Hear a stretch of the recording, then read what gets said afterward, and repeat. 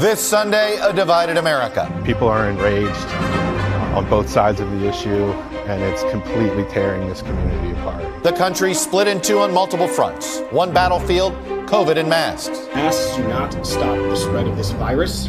It only stops the spread of friendship and learning. This is all smoke and mirrors. This is tyranny. Even as the pandemic is again killing 1,500 Americans a day. I feel like I'm in some weird twilight zone, why we're still going over wearing masks and having safe schools for our kids. It's bananas. This morning, I'll talk to two governors trying to bridge that divide. Larry Hogan, the Republican governor of Blue State, Maryland, and Andy Beshear, the Democratic governor of Red State, Kentucky. Plus, the newly elevated fight over abortion. Texas enacts the most restrictive abortion law in the country, dismaying abortion rights advocates. As a matter of reality, Roe v. Wade is a dead letter in Texas today. And the Supreme Court lets the law stand for now, cheering abortion opponents. The child is a child, that this person is a person. My guest this morning, former Democratic Senator Claire McCaskill of Missouri and former Republican Congresswoman Barbara Comstock of Virginia. Also, long-term power outages in Louisiana, record rainfall and flooding in the Northeast. What Hurricane Ida tells us about the threat of climate change. Joining me for insight and analysis are Yamiche Alcindor, the moderator of Washington Week, Washington Post contributing columnist Matt Bai, Betsy Woodruff Swan of Politico, and Republican strategist Brendan Buck. Welcome to Sunday. It's Meet the Press. From NBC News in Washington, the longest-running show in television history, this is Meet the Press with Chuck Todd. And a good Sunday morning. The U.S. enters this Labor Day weekend suffering from two viruses, COVID and polarization. It is not an exaggeration to say that we are more divided than at any time, perhaps since the 1960s and frankly, maybe since the Civil War.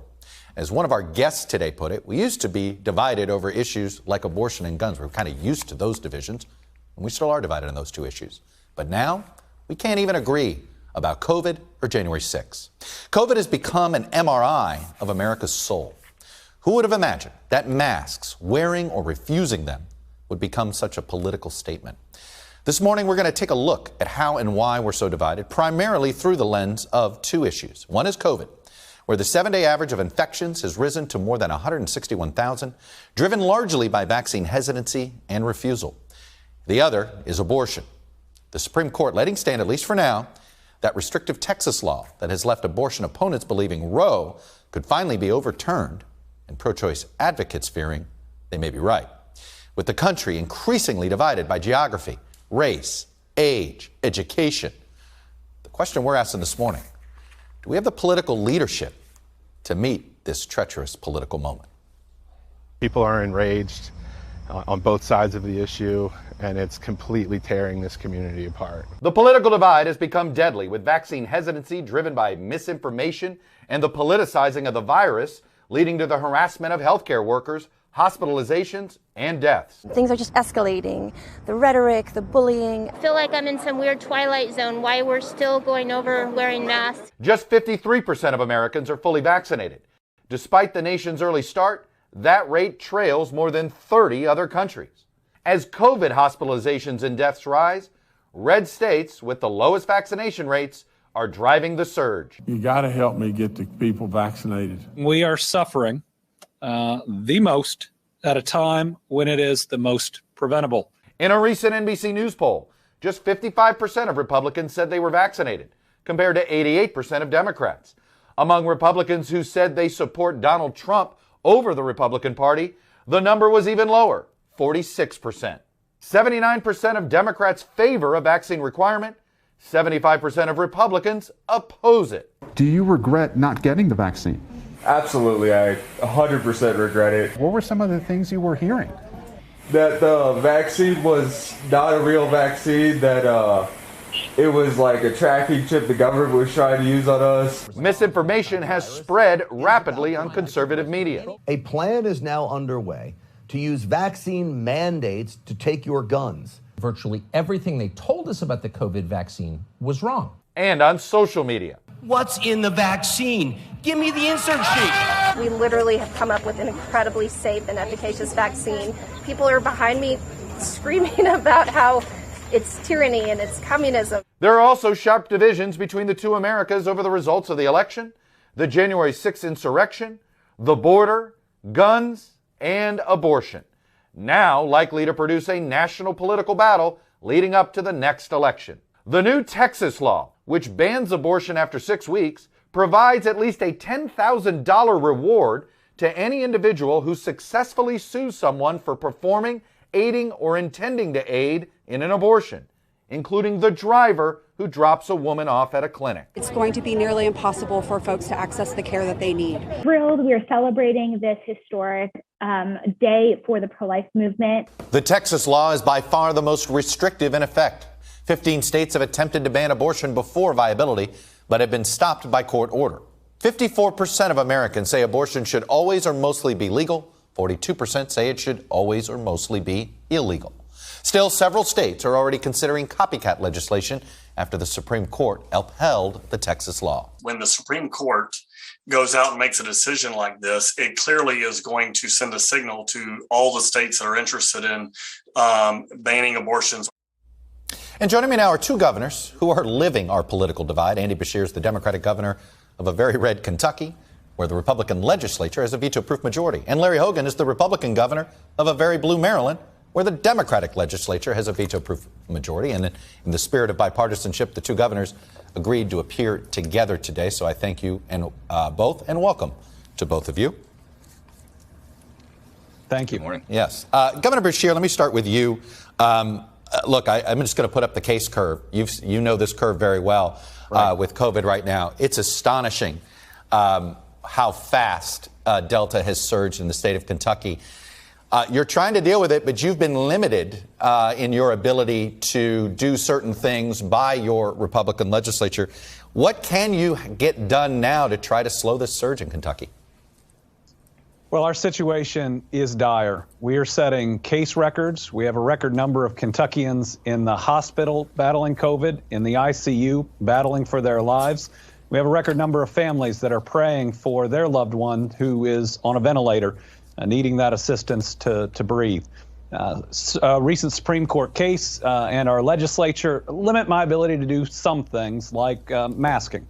If I had the ability to do it right now, we would have a masking order when you are in public and indoors. We know that's a proven way to slow the spread of the virus and ultimately help our healthcare capacity. But that doesn't mean there aren't things we can do. So I've sent the National Guard to our hardest hit hospitals. They do the logistics and free up more clinicians. We've taken over the testing for those hospitals, so those nurses, again, can be tending to patients. We've brought in FEMA, who have sent some strike teams, and now we've deployed nursing students all over Kentucky, again, to try to provide more staffable beds.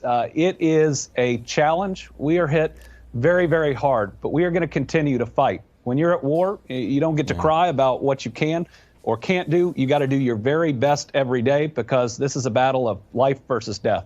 Governor Hogan, look, you lead a state that has one of the highest vaccination rates in the country. But let's be frank, if 2/3 of your electorate were Republican, do you think you'd be this successful? Well, look, I think we're very proud of the fact that we're one of the most vaccinated states in the country. And as a result, our metrics are almost completely opposite of what Governor Beshear is dealing with in Kentucky. We have vaccinated 81% of all the people that are eligible, everybody 12 and over, 95% of our seniors. And, as a result, our hospitalizations are down 70-some% from their peak. Deaths are down. But we're still dealing with the unvaccinated folks, which account for most of our hospitalizations and deaths. And some of it has to do with the fact that there's been tremendous disinformation campaigns, and people are believing things that are simply not true. But it's not just in the red areas where we're having difficulties. We're one of the states with the highest percentage of minority populations, and in some of our urban areas we have similar challenges. But we're doing really well, and I'm pleased with the results of where we are. It's convincing those last 19% of our people that they've got to take action. That's where we're focused on. Let's talk about this issue of misinformation. We've got this issue of the dewormer situation, and I think at Kentucky Poison Control has had extra calls about this. Governor Beshear, are there just certain groups of people that aren't going to listen to you, and you have to acknowledge that and find other spokespeople to try to convince the unvaccinated to listen to public health? When it comes to misinformation, I really don't think this is a red or a blue issue. It is a fact versus fiction, or a sometimes sane versus insane issue. You know, my first job in life was mucking stalls at a horse farm. Taking a horse dewormer is crazy under any circumstance. We are well past, I think, all across America, the populations that are going to listen to a government official and take the vaccine because of it. We're probably past even the point where a local official, a pastor, or others. Where I think we're at is where people are going to have to break that Thanksgiving dinner rule. They're going to have to call or go see that person they love and care about that is unvaccinated. And they're going to have to put their relationship with that person on the line because they've never been at greater risk. And I think it's that type of caring and the person who is willing to do that and to make that sacrifice that will finally get through to those that are not vaccinated. That's what we're seeing here in Kentucky, and we need all Americans to do it. Yes, you might lose a friend because of that conversation, but that friend might lose their life if they don't get vaccinated. Governor Hogan, give some advice to the current COVID task force in the Biden administration. Let's talk the issue of a third shot or a booster shot. You're a cancer survivor. You've gotten the booster shot. You've got the former president now out there saying he's not going to take it. And earlier, he seemed to chalk up the idea to some sort of profiteering by Pfizer.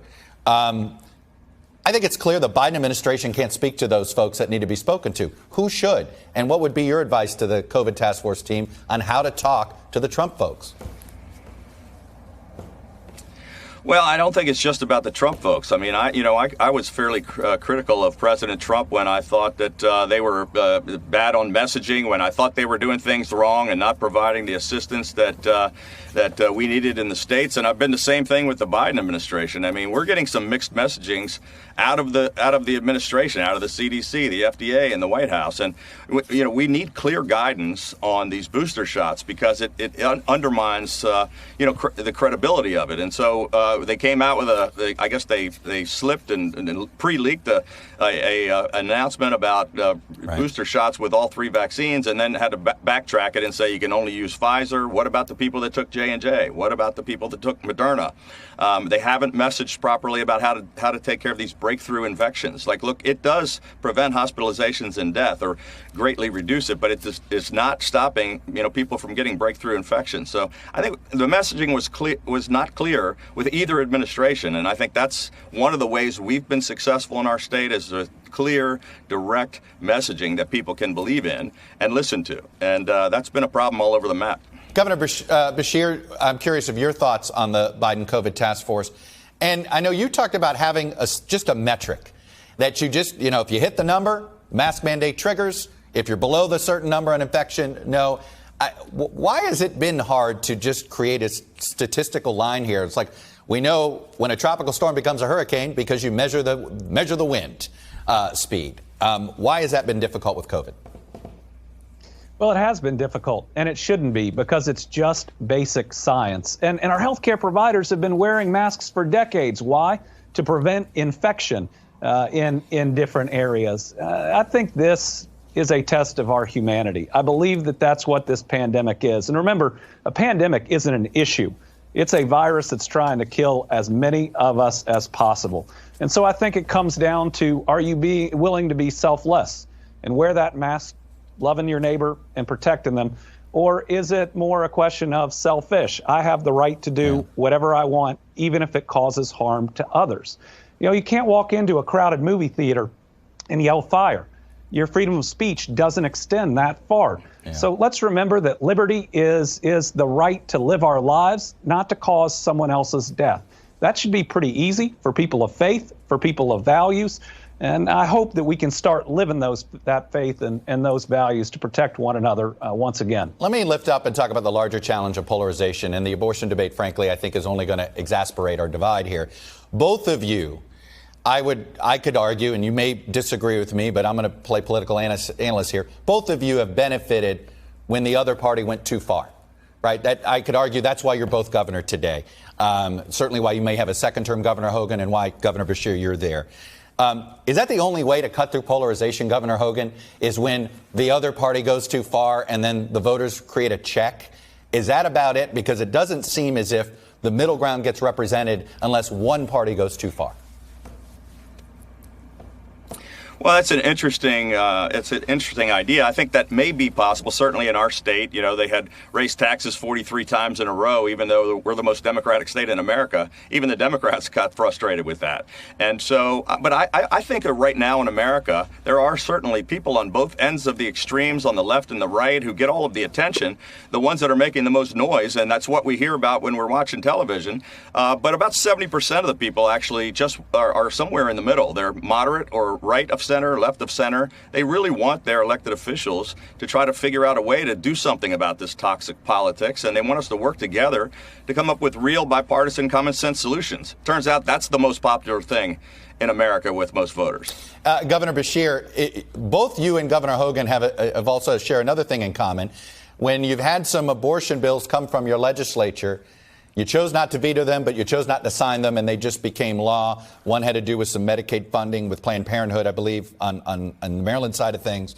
You with the current law that's there.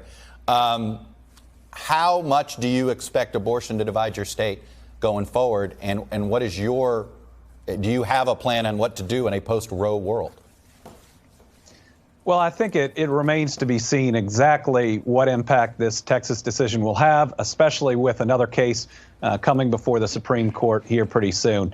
But as the state's former top prosecutor, I have seen the worst of the worst situations. Young girls raped, impregnated, sometimes by members of their own families. I hope whatever comes down the line provides those victims that have been harmed in ways most of us could never imagine the options that they deserve. Governor Hogan, do you believe the abortion issue, if it's going to be state by state, you seem to basically say, you know, your electorate is perhaps pro-choice. You may be pro-life, and you've sort of taken a hands-off approach. Do you believe it should be the sort of public sentiment that should dictate where we go on abortion laws?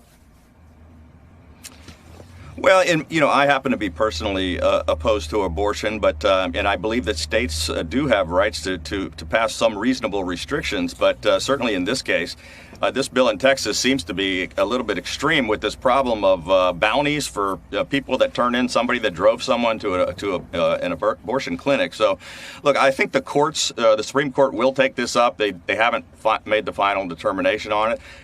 Legislatures have rights to pass bills. Yeah. Governors have a right to sign them into law or not. And the court gets to make the ultimate decision. No, I understand. But do you think this should be something, if it's by the states, should it reflect the will of the people or the will of the elected officials?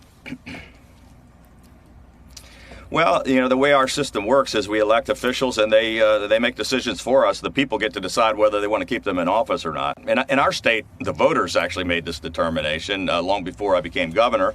My legislature is 70%, more than 70% Democratic, right. And I chose not to try to overturn the will of the legislature or the voters. Governor Andy Beshear, Democrat from Kentucky, Larry Hogan, Republican from Maryland. Again, appreciate you both coming on. Believe it or not, this used to be a very common practice here on Meet the Press. It's hopefully something we can keep going. Thank you both. Thank you. When we come back, we're going to turn to the issue of abortion and whether the Supreme Court just signaled it's ready to overturn Roe v. Wade. Former Democratic Senator Claire McCaskill and former Republican Congresswoman Barbara Comstock join me next. Welcome back. The enactment of the Texas abortion law is perhaps a game-changing moment in the nearly 50-year battle over Roe v. Wade. When the Supreme Court declined to block what is now the most restrictive abortion law in the country, it sent a signal that the court's conservative majority may be ready to unwind or overturn Roe. And while abortion opponents cheered the move, abortion rights supporters are hoping that the far-reaching law will energize Democratic voters in the next midterm elections. Joining me now are former Democratic Senator Claire McCaskill of Missouri and former Republican Congresswoman Barbara Comstock of Virginia. Welcome to you both. I appreciate it. Senator McCaskill, Claire, let me start with you on this. And that is this, what should the Biden administration be doing right now? And is there anything that Democrats in Congress or the Biden administration should be doing that can be done before the next election? Well, I'm not so sure that there's a huge role for Biden and or Congress right now, other than shouting from the rooftops that this law that the Supreme Court blessed, and you can try to dress it up and put a bow on it, but they blessed a law that embraces vigilantism, that embraces the most extreme position, and no exception for a 13-year-old who's been repeatedly raped by her father, who didn't know she was even pregnant until after 6 weeks. No exception for that. I mean, Chuck, 63% of America supports Roe v. Wade. I guarantee you 80% of America does not want this law with vigilante embraced by the Supreme Court to become the way of life in America. And I really think they've gone too far, and I will not accept both sides on this. This is one party that is doing this, not both parties. This is not the place for, both sides are a problem. No, one side is a problem. I got reelected because of an extreme position on abortion. Right. I believe a lot of Democrats will get elected over this. Former Congresswoman Barbara Comstock, do you accept that this is being driven more by one party this time, that you can't really have the both sides conversation on this particular topic? This is obviously a polarizing issue, and this is a polarizing bill. As someone who is pro-life and has always wanted to, change hearts and minds and, focus on creating a culture of life and respecting the dignity of women and the children, I don't think this is a good bill, and I agree with the Wall Street Journal editorial board that said it was a blunder. And so I do think it's important to point out, because I don't agree with Claire, that this majority and minority have clearly said this does not overturn Roe versus Wade. And secondly, a Texas county judge has already blocked the enforcement of it against Planned Parenthood, who didn't have a good legislative strategy. And this is a flawed bill that I expect, because these similar bills have been blocked before, and I think fairly quickly this will be. So I think neither side is going to be pleased with where the court may come down. I think the key issue on abortion from the original Roe decision is the viability issue. And that's where you've had Republicans usually focus is on, we had in, I think it was 2016, a bill on banning abortions after 20 weeks, which is sort of the viability area now. And the original Roe decision highlighted viability as part of that. So I think there needs to be having some calm conversation on this. I think the Supreme Court, when you look at whether it's, Bush v. Gore or the Trump election, these judges who got attacked as being, they were going to be Trump judges, look, they upheld the Obamacare decision. Let them take up these cases, which they will, I think, shortly. And I think people will be pleasantly surprised where they end up, whether, I don't think pro-life or pro-choice are going to like the ultimate, where they come down, maybe where the people are in the middle. Well, and Claire, this is something you brought up, the fact that you got reelected because you had an opponent that had an extreme position on the idea of rape. Legitimate rape is something that Todd Aiken at the time called it. But where you look at this Texas law, what is the slippery slope if we go down this idea where you take enforcement and put it into the hands of the people? I mean, I've already seen some folks on the right who don't like what Texas did fear that this could turn into that a blue state could do this on gun issues. Well, let's be clear about what the Republican Party is right now. It's a stewing pot of grievance. And what they have done with this law, and by the way, they've done it with other laws too, Republicans, not Democrats. They've done it on what is taught at school. In my state, they've done it on whether or not local law enforcement enforces federal gun laws. In other states, they've done it on what rights people have that are trans. So this vigilantism, our courts have always operated on a concept of standing, that you are in court because you have standing. What the Republicans are doing is they're giving standing to anybody who's got a social grievance. They're taking the culture wars to a place that our country has never gone. It is dangerous. It is wrong. And the Democratic legislatures are not doing this. These are just Republicans doing this. And I think this goes in the column of they are only listening to their calcified circle of disinformation and conservative media. They think everybody agrees with them. And it's only about 20% of the country. 80% of the country is not going to like this. And I do believe, I don't want the Democrats to start doing this kind of BS. It's wrong. We should not be empowering vigilantes to enforce social grievance, whether it's guns, climate, or anything else. Well, Justice Roberts pointed out in his dissent, he was in the minority here, correct, no longer that this case of whether you can outsource to private parties is a very important issue. And I am confident that will not stand. So that's where all the focus and the inflammation is here. But as you just had that discussion with those governors, we have had a lot of polarization on whether it's January 6th or COVID. And these issues have always been polarizing. We need calm right now. We don't need another January 6th at the Supreme Court. The Supreme Court knows how to handle these issues and will be doing it quickly, I believe. And then you're going to have, I mean, look at Ken Paxton, who's the Attorney General who will be defending this. He lost in court on Obamacare. He lost in 3 days. The Supreme Court kicked him to the curb on his bogus Trump things. Remember, there were a lot of Democrats saying, oh, these judges are going to uphold Trump. Trump even said it. What did they do? They kicked him to the curb. These are judges who follow the law, and that's why they will take up these cases, look at what the established law is, and have them briefed. And I think since the judge in Texas has already said Planned Parenthood can go forward, this is going to go through the normal process. Let me ask you a big picture question, though, in the Republican Party. Can you have Governor Hogan's position? He's personally pro-life, but he essentially allowed pro-choice legislation to pass. Can you have that position and be viable in a Republican primary?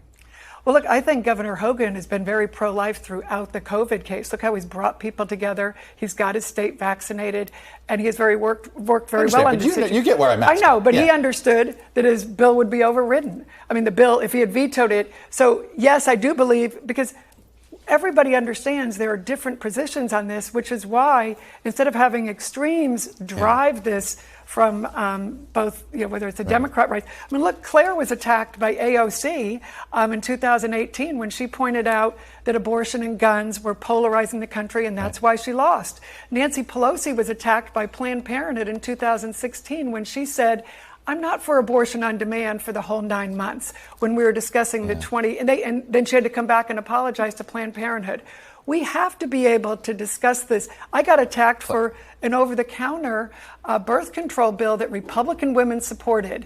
And it wasn't just opposed by right-wing men. It was opposed by Planned Parenthood, who didn't want the competition in the market. Fortunately, technology has taken that over, and you can get it online. Claire, is there a reasonable middle ground for the Democratic Party on, it's hard to say sometimes there's a middle ground on abortion, but the public seems there is a middle ground there, which is they don't want it completely banned and they don't want it without some limitations. What does the middle ground look like in a place like Missouri? Well, all the noise is going to be on the far extremes. And I have great respect for Barbara Comstock and who she is and how she held office. But women of America are not calm right now. The Supreme Court had an opportunity to stay this bill. If it was so bad, all they had to do was stay it, and they didn't. And that is telling, and that's why women are not calm right now. They are very upset over the idea that this is going to be allowed in any state in the United States. So is there middle ground? Yeah, and if the more extreme the Republican Party keeps becoming, and the next thing they're going to do, Missouri says they're going to copy it. They're going to probably do this on immigration. They're going to have vigilantes going out and with a tip line, you can get $50,000 if you turn in an employer who has hired somebody who's illegal. That's going to happen unless we do something to stop this extremism in the name of vigilantism in our court system. Well, this is the Republican Party that used to hate trial lawyers. Well, listen, they used to hate the courts. Well, that's why and now they're using the courts. That's why it's bad policy and it's bad law. And if Republicans are going to try and be Todd Aiken Republicans, Claire is right, they will not succeed. But we have a lot more Larry Hogans, people like Jamie Herrera Butler, who's pro-life and is the leader on helping right. women with tough pregnancies and kids who have disabilities. Gotcha. And that's the kind of pro-life community that I've always worked with. And I right. think that's the one that needs to stand up now. I will say this, in the spirit of our polarization broadcast today, Claire McCaskill, Barbara Comstock, you guys appearing together, and a very high-minded discussion. I appreciate both of you. Thank you. Thank you. When we come back, Joe Biden has just come off one of the worst weeks of his presidency, and he has the sinking poll numbers to prove it. But before we go to break, we want to note the passing of an NBC and Today Show legend. We learned yesterday that weatherman, funny man, and everyman Willard Scott died this week. Scott was the Today Show weatherman from 1980 until his semi-retirement in 1996. He was a big personality on and off screen. Trust me, when you'd see him in the halls of the D.C. Bureau, he always had a big smile on his face. He was perhaps best known, though, for his birthday wishes for people who had turned 100 and beyond. Willard Scott was 87.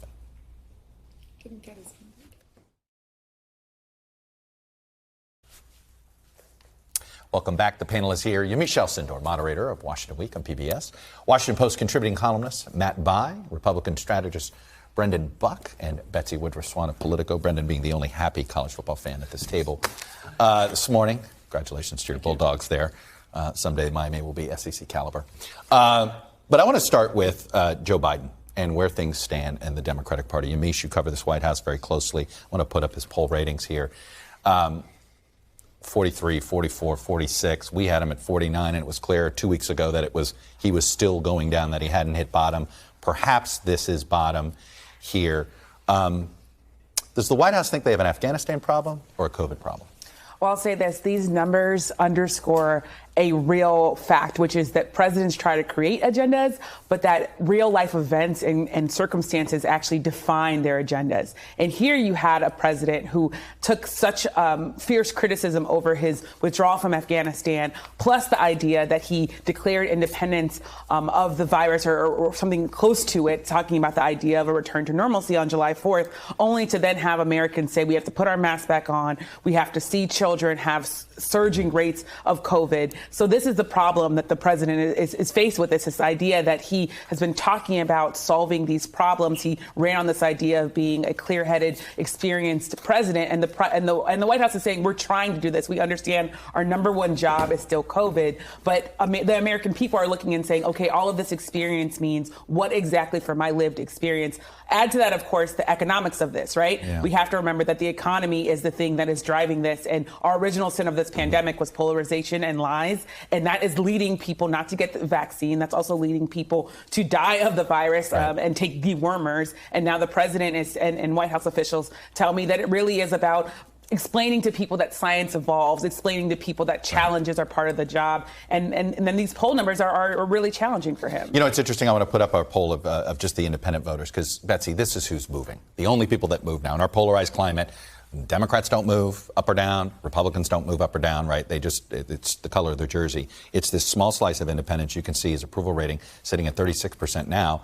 In April, it was over 50. And maybe they're calling them the competency voters. They react to what's happening. They're not happy with how COVID's going.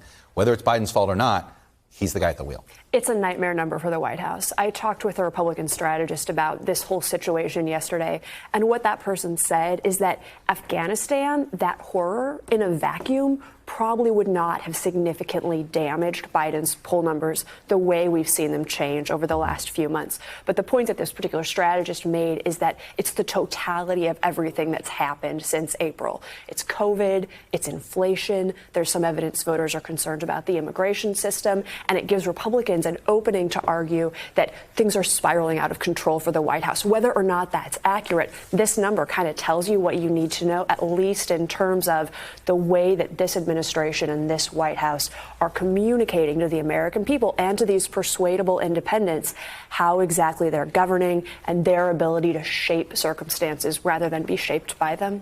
You know, Matt, Biden's campaign was defined by, hey, this was, speaking of chaos, Trump was chaos. Yeah. I'm not going to be chaos. Right. We're going to be science focused. We're going to be this. And I wonder if and some might say maybe the expectations are too high, that he could somehow govern a polarized environment. Well, he wasn't going to stay where he was. And independents, we've seen the last several administrations, independents will come back to their general skeptical outlook. Right. I don't think this is a panic number. It's not a good number. It's not what they want. They got a lot of time. Things are going to change. And I think what he's doing, it's important, to your point, right? He was elected. He was given a very wide margin because he did represent a return to normalcy and dignity and directness and honesty in the presidency. That's what people wanted. He held himself out as some return to stability and candor. He has gone out throughout this, and he has spoken directly to the American people several times. He's taken responsibility. He's explaining things. I think that's going to stand him well over time. If that were eroding, then I think you might see a more permanent slide. But, I don't think it's time to conclude that the presidency is hobbled. Brendan, is Joe Biden being hurt by the fact that Donald Trump's on mute? What I mean? He's not there every day reminding people why they ended up supporting Joe Biden? Yeah, I actually think there was a relatively low bar for Joe Biden. He was basically elected to end chaos, and things were supposed to be better by now. Let's stop. This poll was conducted during the Afghanistan evacuations, so it's not surprising necessarily that he took a hit right then. Yeah. But there is still a real level of anxiety in this country. And I think a lot of it is from COVID. But I think when Joe Biden was elected, you have your partisans on one side or on both sides. But the middle said, I just want to go back to feeling better about my life. And I think a lot of people, you got kids going back to school right now. You got COVID spiking and people the anxiety is back. And they just thought that things would be a lot better by now. And into this morass is going to be this fight for the rest of his agenda. Joe Manchin, let me put up what Joe Manchin said, Yamiche. He wants to see a strategic pause, he calls it, on the big $3.5 trillion Build Back Better half of his proposal. Bernie Sanders, pretty blunt, no infrastructure bill without the $3.5 trillion reconciliation bill. The White House is going to have to be the leader here. Not Schumer, not Pelosi, not Pete DeFazio. It's going to have to be Joe Biden. Are they ready to figure out how to get Manchin and Sanders to come together? Based on my conversation at the White House, this is what they're going to be focused on specifically in September. Now, August, we all can in some ways agree, August was an ugly month. There were so many different challenges, but September could be even worse because you're going to have the president on the phone with his own party saying we need to get on the same page when it comes to this reconciliation bill.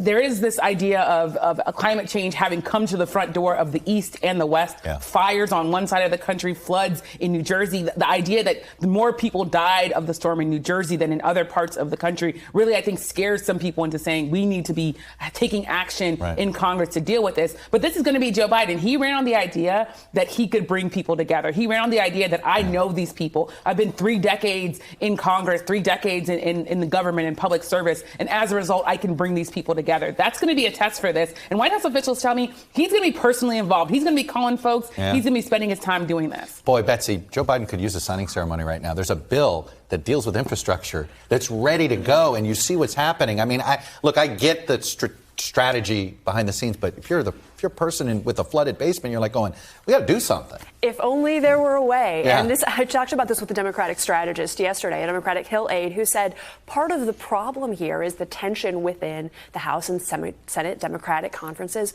But also one reason that this person found optimism is that both progressives and moderates, who are kind of at each other's throats right now, they both need both of these bills. Progressives need to go back to their districts and say, we got this spending bill done. We expanded the social safety net. Moderates need to be able to go back to their districts, many that are red-leaning, and say the two most wonderful words that everybody wants to hear: bipartisan infrastructure. And unless they both get done, it won't happen. And that puts a lot of pressure on House Dems that in some ways is generating a bit of quiet optimism. Very quickly. But this is where the agenda hits the poll ratings, I think, is that, for Democrats, there's always this feeling of more money solves problems. Put more money, government solves problem, you're good. For voters, there's a skepticism, there's a trust factor there. Do I know you're going to spend that money well? Do I know you're going to know how to solve that problem with that money? And I think that's where the approval ratings and the dissatisfaction with what the Biden administration is doing right now may affect their ability to move that agenda. Very quickly. New majorities get greedy. There is an infrastructure bill that the president could sign right now if they would just take it. What they need to be able to do is take a win, take a half loaf if that's what it requires. Scoreboard. When we come back, scenes like these in the Northeast, as we were just talking about last week, are a sign of what is a changing climate and what that climate has in store for us. After the break, we're going to look at the fastest growing counties in America and how they're at the center of the climate change bullseye. Stick with us.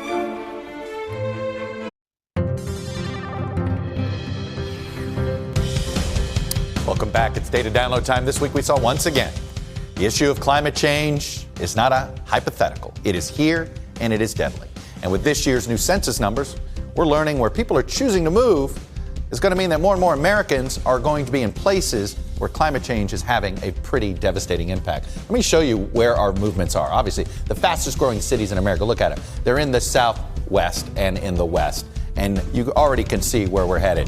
The number one thing that brings up is the issue of water and drought issues, as you can see here. Some of the fastest growing counties are in places that are basically water stressed. We already know with the Colorado River and some restrictions are going there, yet the fastest growing areas are in Phoenix. Are they going to be able to have enough water? Then you've got the issue of rising heat issues. Well, guess what? Some of the fastest growing places in the Southwest also are going to be places with where we're going to have some extreme heat. And we already saw what happened with extreme cold weather in the Texas power grid. That's just going to have more implications there. Then, of course, we saw this week what happens when you get extreme rainfall in the Northeast and whether the infrastructure there can hold up, but where you have some fast-growing populations in places that are also getting extreme rainfall, whether it's in the Pacific Northwest or down here in the Texas Gulf Coast. And then, of course, where are you going to have more people in line for potentially devastating hurricanes? Those fast-growing areas in Texas and the Gulf Coast mean more people in line for that. The bottom line is this. Our population shifts in this country are going to places where we have a lot of climate-related problems. When we come back, could the abortion ban in Texas, possibly followed by other states, energize the abortion right advocate vote in the midterms? Stick with us. Welcome back. All right. The politics of abortion. Here's where the American public is. When should abortion be legal? The American public is in a very mushy middle. 31% believes abortion should always be legal. 23% say it should be legal most of the time. 34% illegal with some exceptions. And only 8% believe it should be illegal without any exceptions. Brendan Buck, if abortion is at the top of mind in a political campaign, is this good or bad for the Republican Party in 2022? Oh, absolutely bad. There has been this, we have taken for granted for a number of years now that abortion politics animates Republicans and it is good for Republicans. And I just don't know that holds true anymore. Look at the Kavanaugh fight. We lost in the midterms. We lost the House. And look at 2020. Donald Trump nominated for 3 Supreme Court justices. He lost. I just don't know that we can assume that Republicans are going to get animated in the way that Democrats are. You are seeing incredible energy among Democrats coming out saying that they're upset. And I just don't know that this is going to be a conversation that any Republicans want to have. And evidence of that. Do you see any Republicans talking about this right now? I had formers on today to talk about it for a reason, because you didn't want to get any. No one is celebrating this on the right. And it's an uncomfortable conversation that they don't want to have, and I think Democrats are eager to take advantage of it. One thing I would add to that point is if you talk to the leaders of the conservative legal movement in Washington, including leaders who want abortion laws in this country to be more restrictive, they'll tell you 2 things about this Texas law. The first thing they'll say is they think it's clownish. And the second thing they'll say is that they think it's strategically useful to them because the biggest long-term threat to Roe v. Wade is not this Texas law, it's Mississippi's 15-week abortion ban. That ban will be debated at the Supreme Court in the fall. The court will rule on it next year. And the fact that Texas has this 6-week vigilante justice law makes Mississippi's law look like the moderate compromise position. And it puts Kavanaugh and Amy Coney Barrett, those 2 justices, in perhaps a much more comfortable spot than it would if Texas hadn't come first. The other thing, though, is that Democratic women are horrified in particular, and women who believe in some sort of abortion are horrified. And that is, at least based on numbers, the majority of women in this country. I can tell you that when this Supreme Court ruling came through, I got calls in the middle of the night from people who wanted to go on the record immediately to say how upset they were. That's not a regular sort of response to a Supreme Court ruling. And what it tells you is that Democrats are going to start to get animated about this issue. That's not what Republicans want. And Republicans, while they might not want to talk about it, this is the consequences of the GOP working for decades to get to this moment. They took over state legislatures. They now have the Supreme Court majority. So this is also, while they don't want to talk about it, this is what Republicans wanted, even if it's not this exact law. It is this idea that abortion will somehow be curtailed in a real way. And Democrats, they feel as though this seems like the thing that could galvanize people on the midterms when they badly need to win the midterms and gain seats. Matt, Terry McAuliffe and Gavin Newsom, both who are got their own issues right now. That tells you something. Boy, they grabbed onto this immediately. And in the Virginia race, Glenn Youngkin, to back up Brendan's point, was like, can we talk about something else? Well, let's forget base mobilization. We always talk about base mobilization. We'll gin up the Democrats, we'll gin up Republicans. This is a party, the Republican Party, that lost women, in the last election by 15 points? Lost independents by 9, 10 points? I mean, they can't afford, this only helps them in places they're already winning big. I will say, though, I do agree with what Congresswoman Comstock was saying. The court has not said I don't think they've signaled they're going to overturn Roe v. Wade. I think a majority of the court has basically said there's a procedural issue here. We're going to wait until there's a case in front of us. I would be shocked if this stood up. That said, from looking at that ruling that came out from those 5 justices where they declined to pause the Texas law, one piece of that, one thing that's missing from that very, very brief order that several legal folks noted to me is that it didn't say explicitly that the Texas law was unconstitutional. Those justices could have said this law is blatantly unconstitutional given current Supreme Court precedent. They could have said that while also pausing the law, but they didn't. And that's something that is an ominous sign to folks who want to protect abortion rights. Brendan, legitimate rape became a sticky phrase. And it took down not one Republican Senate candidate, but also a second one in Indiana.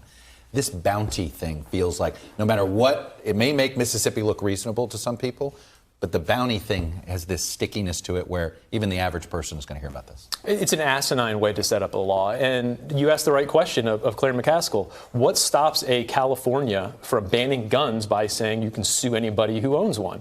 There's nothing conservative about how this is set up. And so I think it will end up failing. But there are going to be other challenges. And if this ends up being the issue that we're talking about in November, it's not just bad for moderates. It's bad for everybody. Claire McCaskill got elected in red state Missouri by on this issue, and if this is the conversation we're having, it's going to be a bad midterm. It's a conversation that the White House wants to be having. They're scrambling, and the president put out that forceful statement immediately saying we're going to have an immediate response to this. We're going to have the Department of Justice and the Health and Human Services look at this. The president is standing up as a Catholic saying I support Roe v. Wade. He doesn't want to be talking about Afghanistan, and he doesn't want to be talking about some of the things that are making August and September so challenging for him. But this is something that he can stand up and say I believe this, and I will try my best to do something about it. Here's what's going to happen. Every elected official is going to have to go on the record with specifics now on their abortion position, and they've ducked that for 30 years. So we shall see. Terrific panel. Thank you, guys. That's all we have for today. Enjoy the rest of your Labor Day weekend. Thanks for watching, and we'll be back next week because if it's Sunday, it's Meet the Press.